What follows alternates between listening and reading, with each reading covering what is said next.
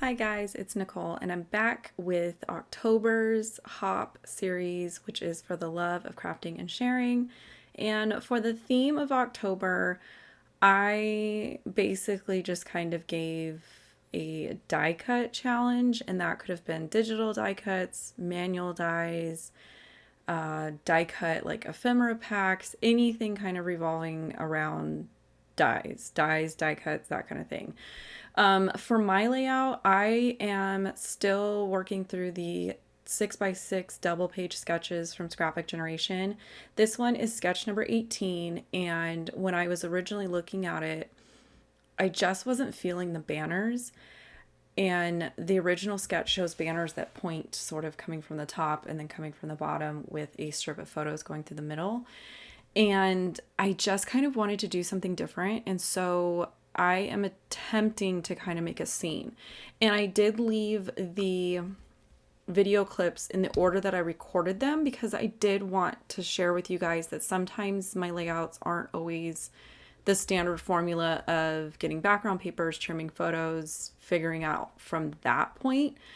This one actually kind of started out with basically just trying a couple things to figure out if the loose plan that I had in my mind was something that I could execute before I went through and even started putting photos to paper.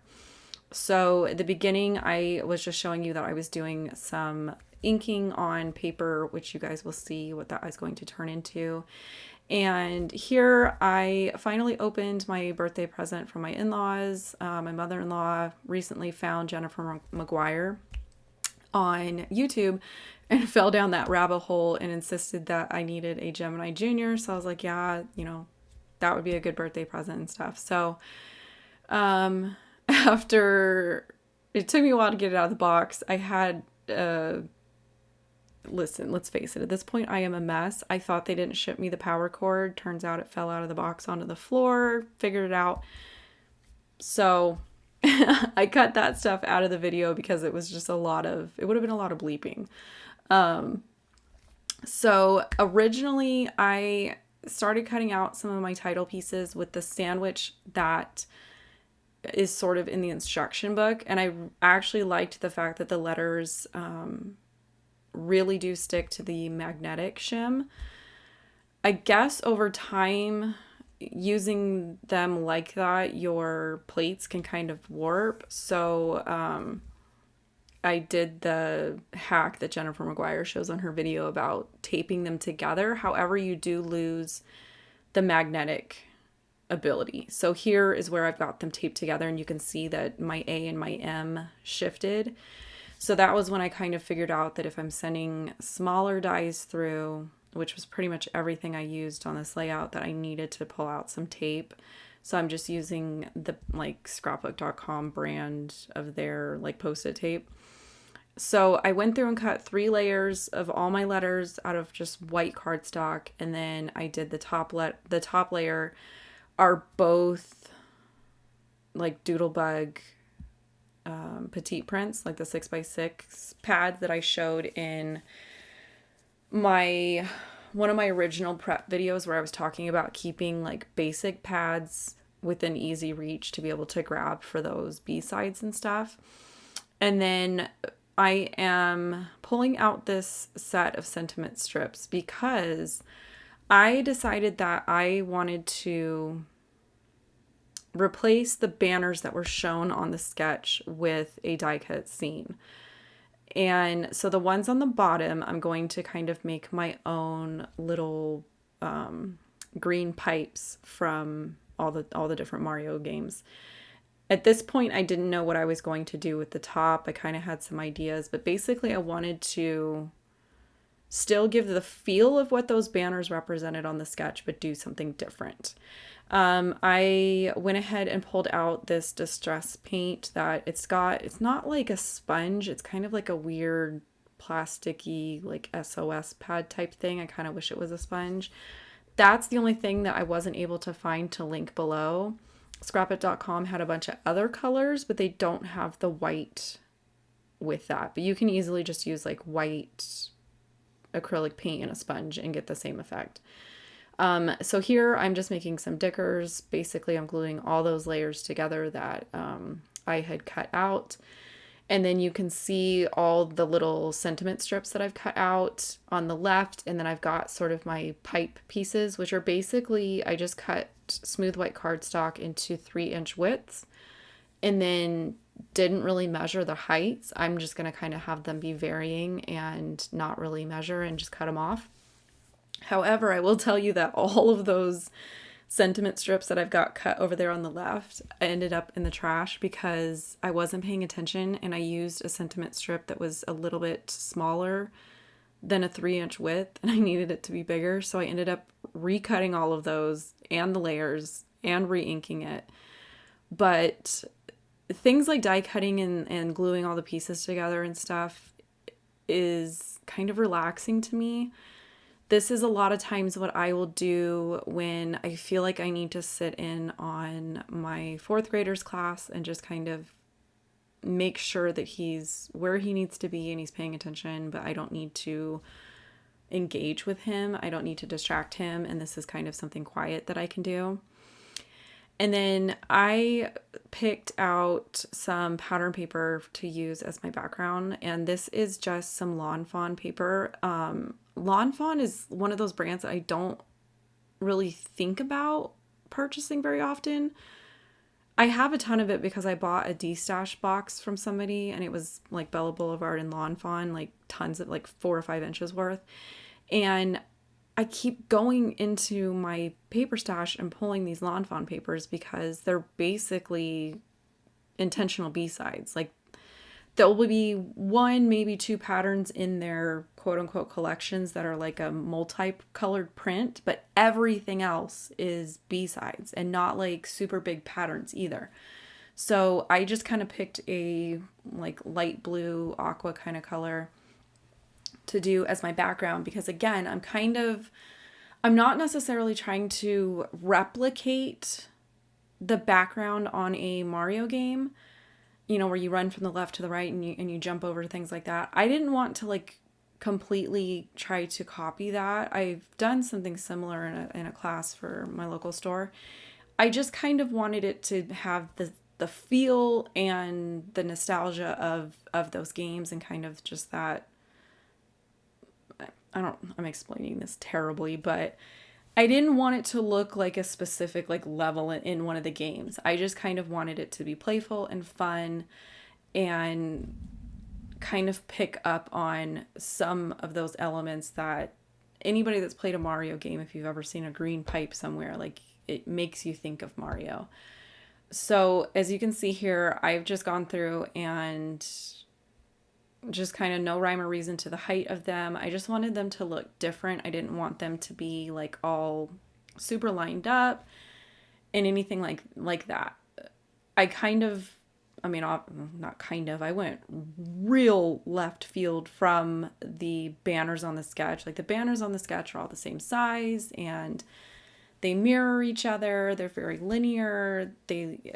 Beautiful sketch, very well balanced. For whatever reason, I just wasn't feeling the banners, and this is where my messed up, I haven't been alone in 7 months mind went.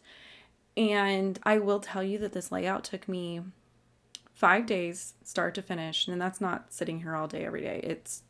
It took me 5 days to put this thing together. And in the end, it looks very simple, but it was mostly time consuming of me choosing to layer my die cuts. Like, there's no reason for you to layer your die cuts. You could easily just use foam tape. I'm weird and I enjoy gluing layers of paper together right now because, like I said, that's where I'm at after 7 months.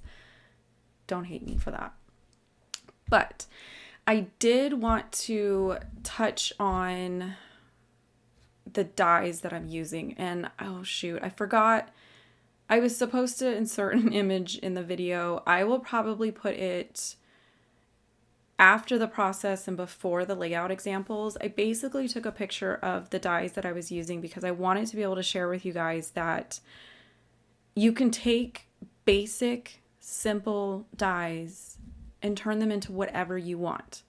This specific layout, the most like distinct or specific dies that I used happened to be these honeybee clouds.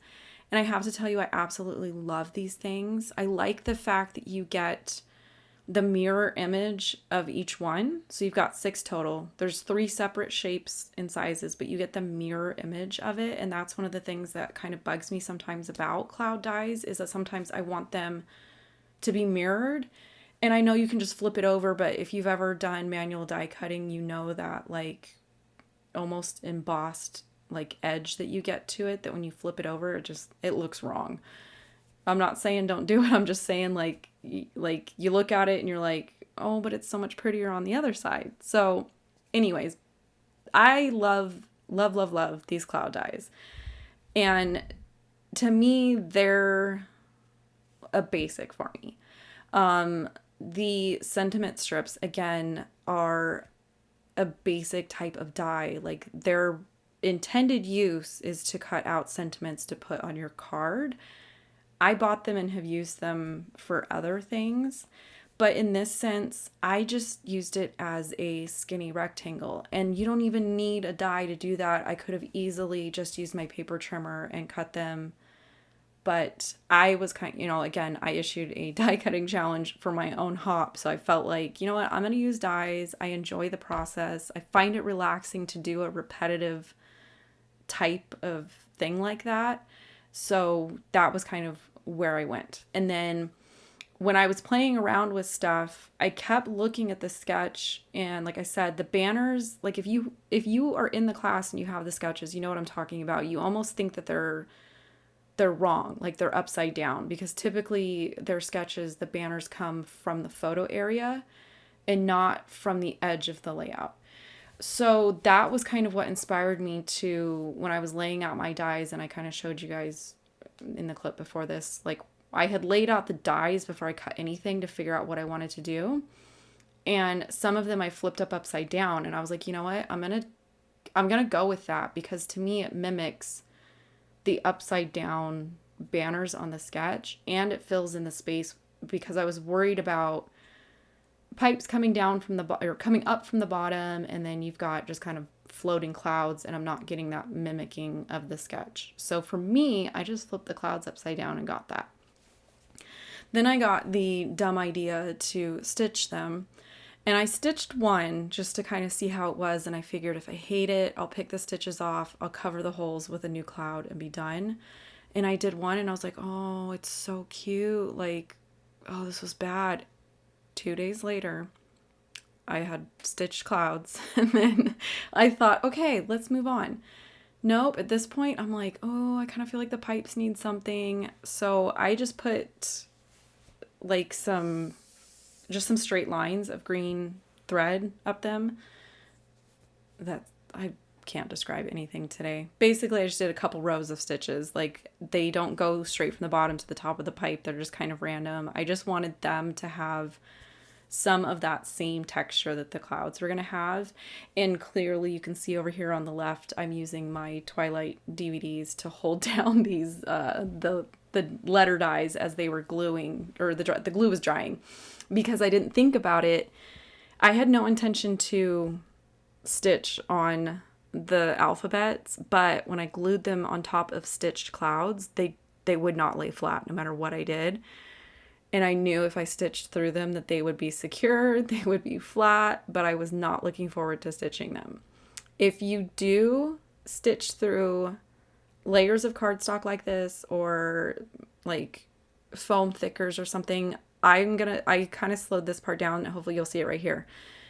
Sometimes it doesn't want to go through all those layers, or if your fingers start to hurt, I poke the needle partway through and then grab the paper and like push the needle against my desk and use that force to kind of get the needle up through there.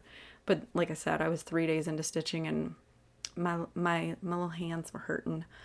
So I can clearly tell by the lighting that this is probably day 4. I have pulled out another basic. I've got some super old nesting circles. These are so old from Spellbinders. These are the ones that when you cut them, they actually do like an embossed inner circle. I don't care. I was fine with it. basically the circle is going to give me that feeling of the gold coins that you would see on a Mario level. I'm not going to make them look exactly like the coins in the video game. I'm just kind of giving it the feel of that. And I could have very easily have done like I did with the layout for my local store, where I used my silhouette cameo and I made very specific looking die cuts to match a Mario layout. I wasn't going for that this time. I didn't want it to be a super specific looking thing. I just wanted it to kind of almost, I mean, this isn't going to fade into the background, but I wanted the pictures to still be the main focus and have the rest of it kind of be just a representation of the fact that this was the one year that they decided to have matching costumes. And this year was going to be the second year that they had matching costumes, but COVID ruined that for me.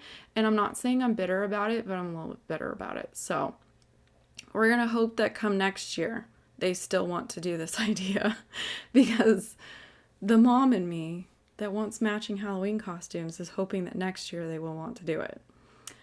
Here is a nesting square set that I used for like the little boxes that he runs and bumps with his head. Now, anybody that's played a game, you know, in the game they've got question marks on them or something. Again, I didn't want to be specific with those elements. This is another example of the Lawn Fawn papers being a perfect B-side. I just went through, I found one. I thought I had it like red on red. This was more like a pinkish red with some pink. Ended up being really good to pull some of the red from his costume, because at this point I don't have any red other than the photos, and then still brings in the pink from hers. And then for whatever reason, the little yellow boxes and the coins, I had the hardest time figuring out where to put them, because I think by the time I got to day 5, I think I was kind of over it. Like, I was glad to be reaching the end. I thought I was going to stitch those yellow boxes, but some part of my brain talked me out of it. And thank God, because I think, yes, it would have been super cute. It would have gone with everything else on the layout. It would have been cute, but I just didn't have it in me to do any more stitching. So at this point, I just was like, you know what? I don't care that the yellow boxes mirror each other on either side. I know that's like a design thing that people frown upon. I thought about putting some up in the sky, but it got to the point where I was like, you know what? I need to move on. So here is the photo of the finished layout. And then I've got a photo here showing basically the basic dies. Just an example of the dies that I used in this layout. So I hope that it kind of helps you look at your dies that you have. And maybe, I'm not saying go this crazy and do this. I'm just saying maybe kind of look at them a little bit differently, and hopefully you kind of get inspired to have fun with them. So with that, I'm going to say bye to you guys, and I really hope you enjoyed this video. And please remember to check the description box below for links to all the other channels, and I will catch you guys later. Bye.